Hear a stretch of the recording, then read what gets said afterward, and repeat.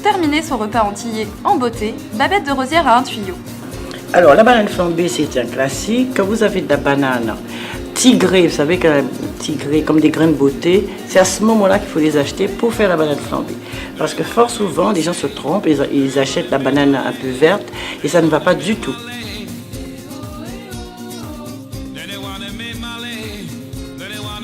Pourquoi il faut choisir la banane tigrée? Tout simplement parce que la banane est au maximum de son arôme, est beaucoup plus sucrée, beaucoup plus tendre. Et quand on fait une banane flambée, il faut vraiment que ça fonde dans la bouche.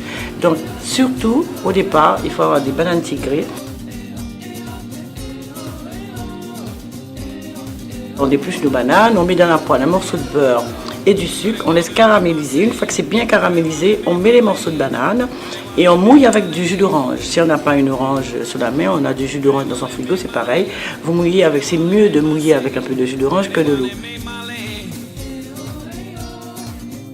Et puis là, vous ajoutez un peu de cannelle, zeste de citron vert, zeste d'orange et vous laissez cuire tout doucement à feu doux et après c'est un vrai régal.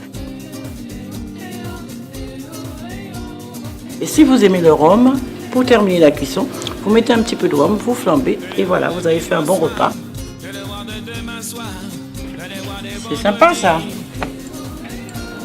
C'est ça la magie de la cuisine. Et ça y est, vos bananes flambées sont prêtes. Ça m'a donné faim tout ça. La cuisine c'est comme la couture, on fait tout sur mesure.